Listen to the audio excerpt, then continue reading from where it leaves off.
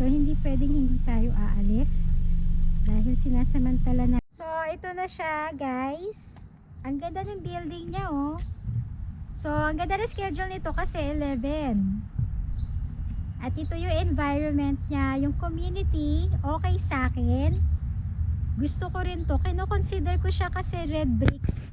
So, papasok na tayo guys. Tingnan natin yung loob. Ang nagustuhan ko kasi dito is meron siyang garage. Yun talaga yung number 1 requirement para sa amin. Gusto kasi namin is nakasecured yung kotse. Dahil alam nyo naman dito sa Canada, medyo mataas yung snow. So, ayan. Pasok na tayo.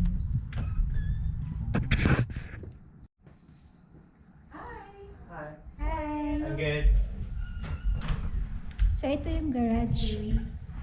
Ano pa yung garage niya? Because This one actually is in phenomenal condition. And honestly, he's lived here like off and on, so often. So it's like, as you can see, it's 2019, and then there was just one previous, nearly as nice. And it doesn't have a lot of the builder upgrades. Like this was a builder upgrade. This desk. So none of the other ones have this. So this end unit sold for $5. Have you guys just started looking? yeah, Since we've been looking for a few months for a few now. months now. Nice. Have you done any offers? I think he said $4,000. Like it does, So, ang it ganda does ng a lot, balcony but he niya, oh. still owns it and Can lives you there. open that? It's just, but that's what he's selling. Because he doesn't. He's moving. So, merong view guys. Merong blocker dito. Yung building. So, nakaka-stress siya Virus tingnan. because honestly, like Pero maganda siya. you don't want to have to maintain a pool. I have a pool. It's come with a lot of maintenance, and especially if you guys are busy. Windows. Yeah. And this one has Yeah. like this one sold for $560, and it wasn't nearly as nice. It was an end unit, but. One is nice. Actually, what we're looking for is yeah, so nice. Stuck. Love this neighborhood. Like Fanchon Wonderland's so nice. Yeah, I mean, Ito yung kanya. Amazing. Kwarto. Like Remark. Move right to London? Yeah. To Canada? Nice. So This is this the is your master's master. As you can see, immaculate condition. So the closet is wide enough, like the walk-in closet. You could also do an office off the kitchen there, but if you So prefer. yan yung prefer ko guys, yung ganito, glass door, which is nice. I prefer Yeah. the glass door. No bathtub. I like the glass door. Very simple. Yeah, it's perfect. Because yeah, I already made a. So maganda siya, no? You should always ask for a status Yeah. certificate. Absolutely. And that's no problem. Those are $100. Hello. When it has the same amenities, it doesn't have the same vibe as North London. It's such a different Yeah. vibe. I didn't It's like not as nice. And there's Yeah. double land transfer tax in Toronto too. Wow. So this is a storage. The garage is so big. Look at the Yeah, so this is the tandem garage, which means you have 3 parking spots because you have 2 here, and then you have. So one this is a driveway. 10-year-old And you can actually hear- you guys building. head out this way, and I'll show your So wife as medyo well. bago pa And naman then siya this is guys. a Okay lang sa akin na closet as walang well. basement as long as may garage. Garage niya oh. Sobrang laki at saka malinis siya guys. A sitting area if you want. You can put like a lawn chair, whatever. So nakita na namin guys. Maganda siya. Very nice community at bago. Titingnan natin. Kasi may isa pang unit dito rin banda. May isa pa pong unit na check namin. Gusto ko yung backyard nun eh. So titingnan natin guys. Kailangan tingnan natin lahat ng options. Bago lang naman tong listing na to. So antay-antay pa tayo. Huwag tayo magmadali. Welcome back guys. So nandito na tayo sa house number 2. So kagaya ito ng pinuntahan natin kahapon. Same ano siya. Parehas na parehas pero ito ay sa south, yung kahapon north. Pero mamaya babalik ulit tayo sa north kasi may isa pang house tour doon.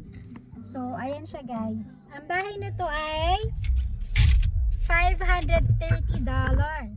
Okay, mura lang. Check natin yung $530. So baba na tayo guys. Ayan siya. So open house. Diba kagaya to dun sa north? Same Singleton, London Sap po ito. Hindi namin sure kung nandito na yung agent. So, ayan yung bahay, guys. Ganda, para kang nasa New York. Welcome back, guys. So, nandito na tayo sa house number 2. So, kagaya ito ng pinuntahan natin kahapon. Same, ano siya, parehas na parehas, pero ito ay sa south, yung kahapon, north. Pero mamaya babalik ulit tayo sa north kasi may isa pang house tour doon. So, ayan siya, guys. Ang bahay na to ay $530. Okay, mura lang. Check natin yung $530. $530. So, baba na tayo, guys. Ayan siya. So, open house. Diba kagaya to dun sa north? Singleton, London Sap po ito. Hindi namin sure kung nandito na yung agent. So, ayan yung bahay, guys. Ganda, para kang nasa New York. Ito na kaya, Ito guys. na. Kasi paprangkahin na namin yung agent kung Kukunin pwede na itong namin tawaran bukas ng $100. 480,000 kasi 400 lang talaga yung kaya namin bayaran. Ito yung. Hindi yan. So, bukas na siya. Bukas na.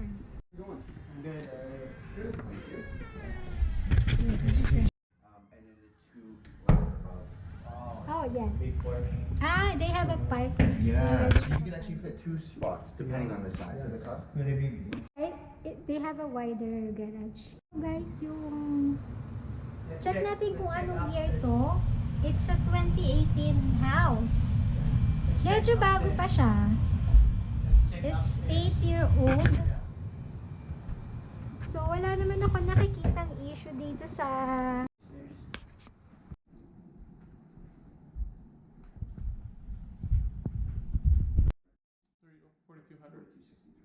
Exactly.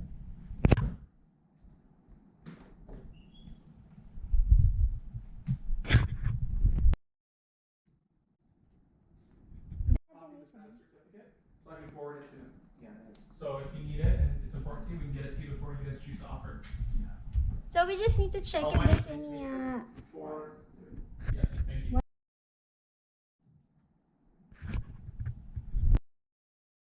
color like that, accent. Okay, why everyone is So, nandito na tayo sa 3rd floor. So, bedroom number 1. Number 2. So, hinahanap ko, guys, yung walk-in closet na hindi ko naman makita. Pero maganda siya, ha, black door. This is ito yung master bedroom. Okay ba siya sa'yo? Wow! Ito yung hinahanap ko, guys. Yan, malaking closet room. Ang ganda ng bedroom niya. Gusto mo siya? Ang ganda! So, ito talaga standard na tong ganitong washroom. Yung glass yung door. Kung may flow. Medyo nakakaduda, guys, kasi dapat sold na to. Pero kinancel. Di ko alam kung ba. So, ayan. Ganda ng bedroom mo. Gusto ko to accent wall. Kagaya kila Alvin. Kaya ganda ng ano niya, di ba? Ang ganda. Ang ganda, di ba? So, ano na siya? Maganda kasi carpeted eh. Ang ganda oh. Medyo mahal, guys, yung condo fee niya. Condo fee is around 400. Property taxes around 4,000. Medyo nakakanginig. Nakakanginig, guys, yung property tax niya. Medyo malaki siya compare dun sa mga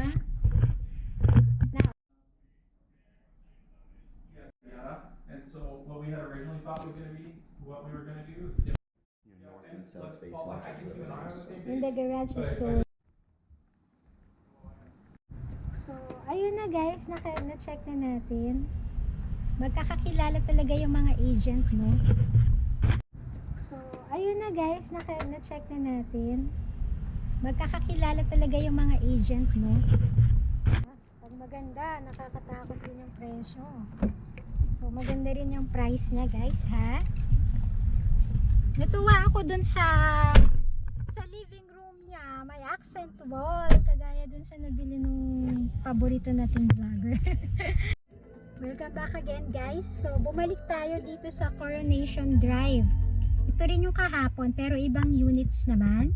At itong pupuntahan natin is mas mura siya. 509. Sabi ng agent kahapon, mas maliit yon. Kaya nagko-compete siya. Pero syempre mas gusto namin, mas maliit, mas mura. So ayan, bababa na tayo.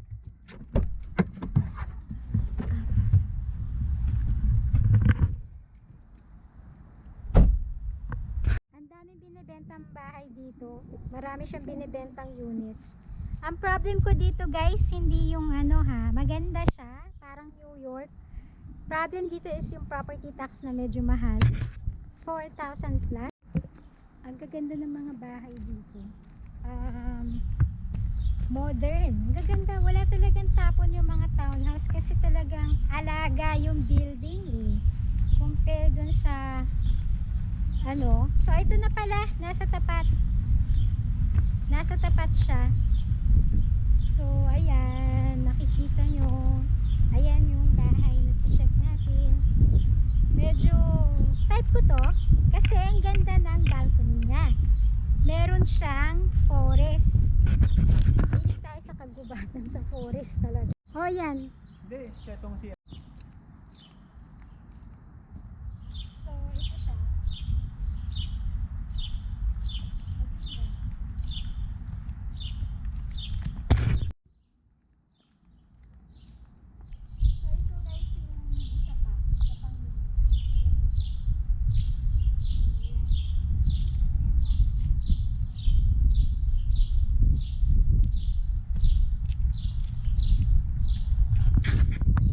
So, tara na, papasok na tayo.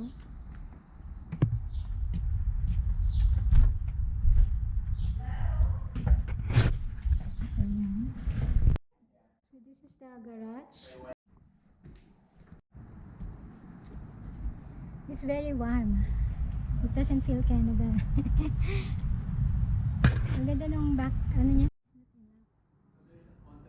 So it is on this one.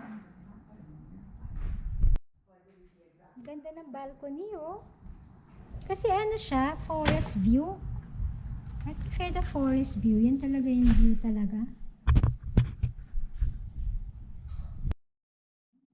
It's still new like the other units. Similar. Yeah, the owner still lives here. Yeah.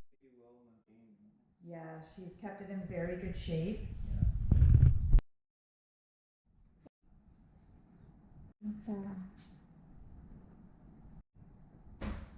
So let's check the bedroom. This is the bedroom number 1.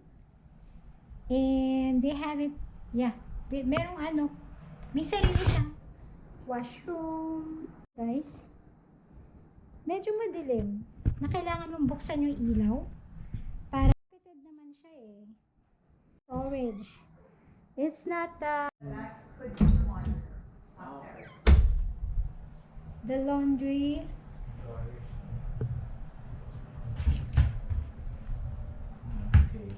Pretty much the same. So, meron tayong kinatatakutan kong cabinet. Allergic tayo sa cabinet, guys. Okay. So, 554 pala to, guys, yung bahay na to. Parang mas mataas kaysa dun sa kahapon. Because it's a very nice house. There's no drive. Because we want to buy a Well, house that is less. so Normally, the townhouse ng garage talaga nila, oh. Ang lapad eh. Ganda nung backyard, oh. Meron So, siyang you just wanna be vacant lot. nice Ang and ganda. quiet. So guys, ito yung baba niya. Muntik na ako nahulog, ah. So you can climb. Para ka talagang may trail dito sa likuran, no?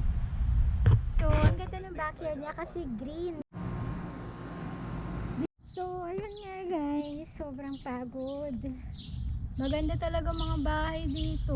Alam nyo yun, ang issue lang kasi is yung property tax niya at yung condo fee na 400. So, medyo hindi pa tayo sigurado. Alanganin yung ganun nakakatakot tumaas yung pricing. So, grabe talaga. Maganda yung backyard, yun lang nagustuhan ko guys.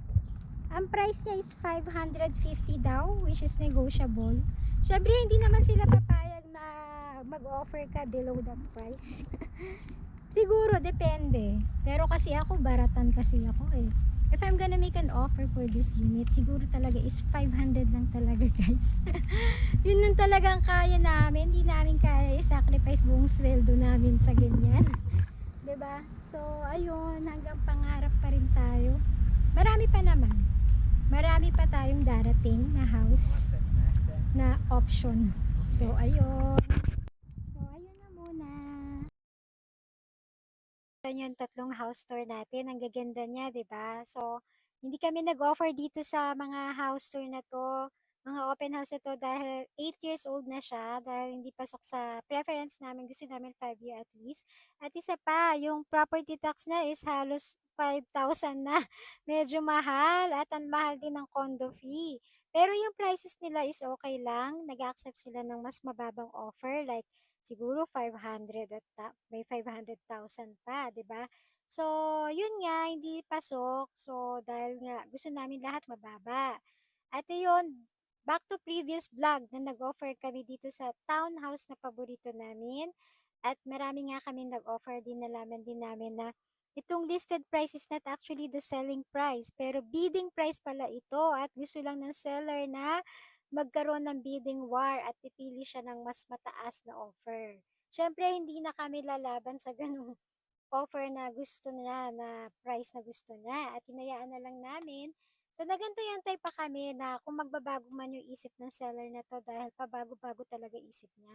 At sabi ng agent namin na nag-decide na yung seller na habang wala pa yung gustong magkumuha dun sa gusto niya na price, paparent na lang daw niya yung unit na yon. Kasi ganda talaga ng unit na yon, no? Corner, ano siya, end unit at maraming bintana. Gusto niya mabawi yung nagastos niya dun sa windows na nilagyan niya ng maraming windows, lahat ng corner. Kaya napakaganda nitong townhouse na to. At syempre nag-aabang pa rin kami kasi buyer's market, dapat yung price na gusto namin yung masusunod. At marami pa namang option. Laging may mas magandang option dun sa napili natin. So, abang-abang na naman tayo at dito sa next vlog ko, binalikan namin yung isa pang community townhomes na gustong-gusto ko din at end unit din. So, abangan nyo sa next vlog. Ito pala yung sa townhouse na na-offer namin. Nag-request kami ng status certificate. Status certificate, napaka-importante para malaman natin kung may available funds pa tong condo corp at para malaman natin na hindi kung marami pang ipapagawa at hindi mag-i-increase yung price niya for the following year dahil iniiwasan natin na dumoble or tumaas pa yung mataas na condo fee kasi talagang ang presyo dito ay pataas, hindi pababa, pataas lagi. At tumataas nga yung syempre cost of living, yung materials tumataas. So alam niyo naman dito. So talaga sinisiguro natin na lahat mababa talaga yung makukuha natin at hindi palugi yung condo corp para sure na hindi tayo mai-increase ng condo fee. So yun lang guys. At bukod pa dyan, meron pa tayo mga pasyal vlogs dito. Pumunta kami sa St. Mary's at Stratford. Yung magagandang downtown dito sa Ontario. Na napakaganda na nafe-feel mo na may pagka-Europe vibes talaga ang Ontario. So, yun lang guys. Thank you for watching. So, nandito tayo sa St. Mary's. First time nating nakita itong downtown. So, itong St. Mary's, 30 minutes lang drive to mula sa amin. At ito yung tinatawag nila na Stone City. So, kung yung London ay Forest City, ito naman ang Stone City. Kasi dito talaga ginagawa, I think yung mga bato, kaya tinawag siya ng Stone City. So parang may mga factory dito na gumagawa ng mga semento or mga bato. So nakikita nyo yung mga bahay, mga building na to, Ang ganda kasi na-preserve talaga nila, oh. So, naghahanap lang tayo ng parking, guys. Sinusulit natin yung summer dito sa Ontario. Ang gaganda ng building. Ito yung gusto kong downtown. Mas maganda ang downtown niya compare sa London. Kasi nandito, naka-preserve yung mga heritage building. So, mahilig ako sa... So, ang ganda nitong church na to. Ito yung nakita ko sa vlog. At ito na yung downtown. Lalakarin natin yan mamaya. So, sa ngayon, magpapark muna. Ang ganda dito, oh. So, masyado siyang historical for me. Ang ganda ng mga bulaklak. So, meron dito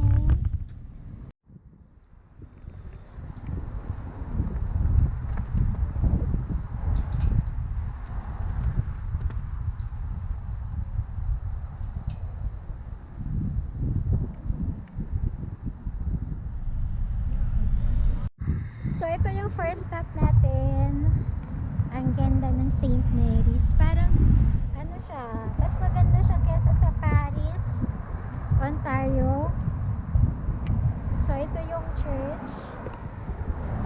So, bakit ba ngayon lang tayo, ngayon lang natin na-discover na may mas malapit pala at mas magandang downtown dito. Malapit lang sa London, 30 minutes from London. So, ayan guys. Ang ganda nitong church. Church ba to? Hindi pala siya church. Ano to? Municipal city ng St. Mary's. City Hall pa lang to guys Super ganda na. Talaga amazed ako sa nakikita ko dito. So, ayan. So, ang ganda ng public washroom nila. Public washroom pa lang to. So, hindi ko na kinaya yung damig at nag-jacket na lang tayo. So, maraming mga antique store dito. Yung mga paborito kong tindahan. Mga vintage. So, ayan siya guys.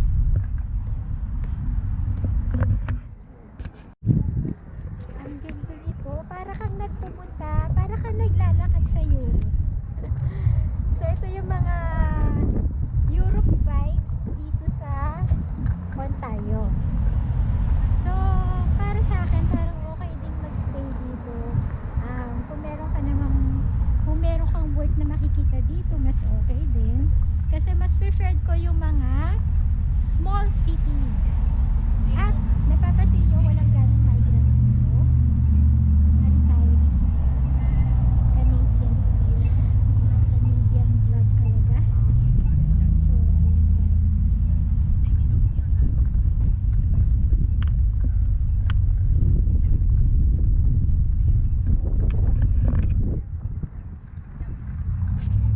So, ito yung mga tindahan dito. Mga vintage store na ang ganda sa mata. Ang ganda sa mata. At papalapit na tayo dun sa tulay. May kita na naman natin yung dark green na ano dito. Napakatahimik.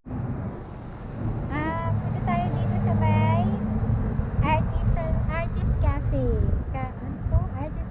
Artisan Crafters Market. So, ito yung mga recommended vintage store dito.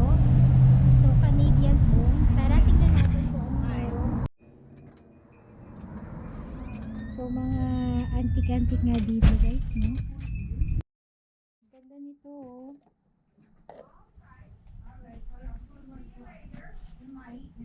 Mga abubot to guys. Mahilig kayo sa mga abubot. Gusto ko sana bumili nito guys. Kaso $30 siya. $30. Ayan oh. Grabe yung presyo. Kasi handmade kasi to guys eh. Gawa to ng mga artists. So kung mura lang sana siya, bibili sana ako. Ang budget ko kasi usually is mga nasa $20 or less.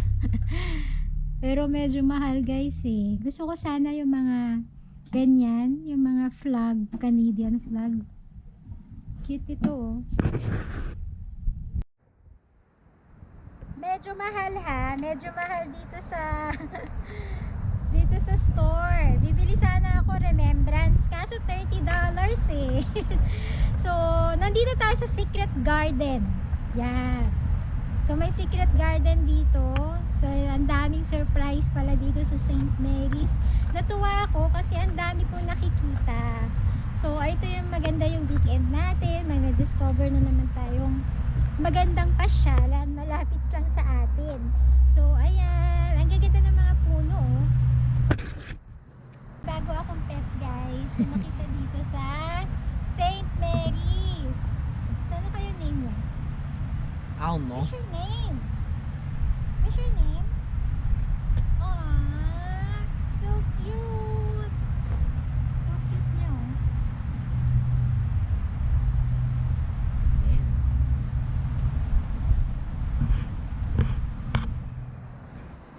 May pets ako. May bago akong pet. Yun na, mapilayan. Wag mo.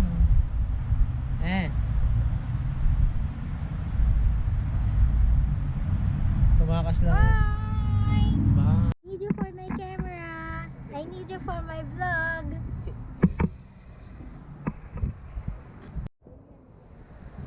So against the light nga lang dito.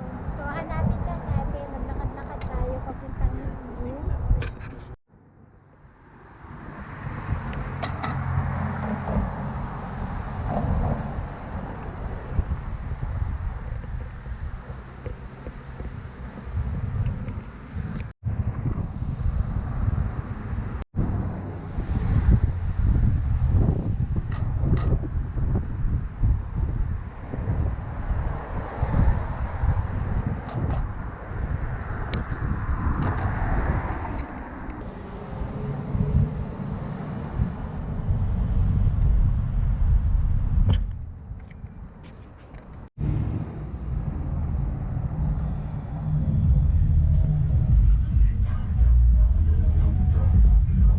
Parang pwede. Mel, dito ka.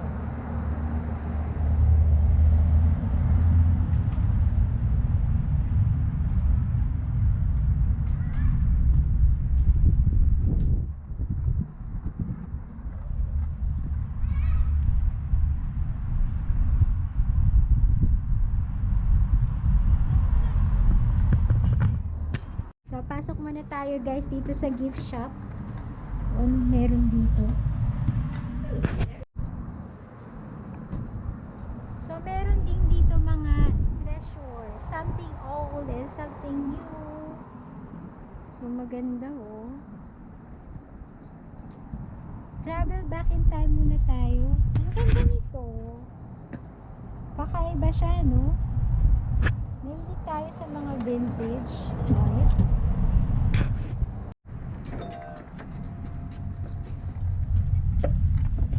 Let's check what's in here.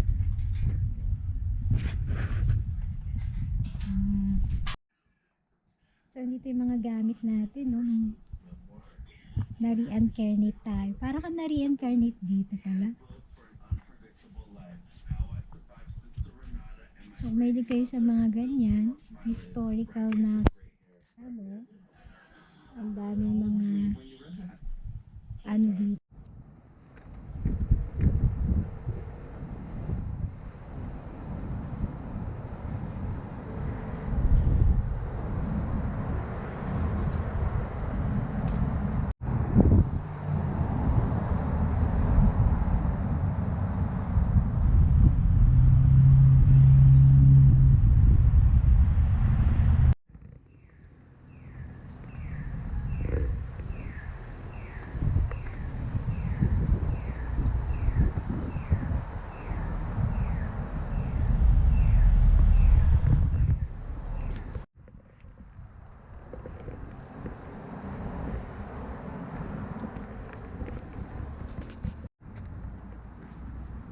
So, yung Art Museum is sa 12 pa magbubukas. So, masyado pala kaming maaga.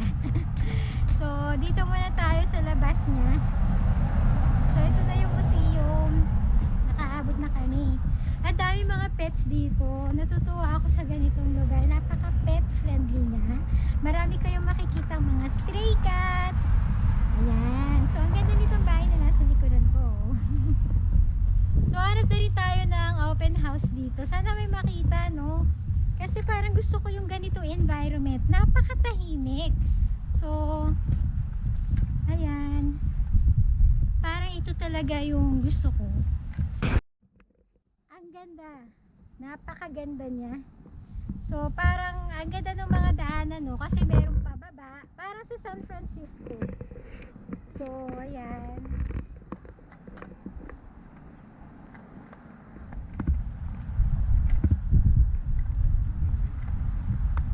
So narating na natin tong Art Museum. At ang ganda nitong bahay na nasa likod ko. Diba? Napapaligiran tayo ng mga magagandang bahay dito sa St. Mary's. Ang gaganda talaga ng mga tumira sa small city, no? Talagang napaka-relaxing. Walang traffic, wala ka maririnig na sounds na ingay.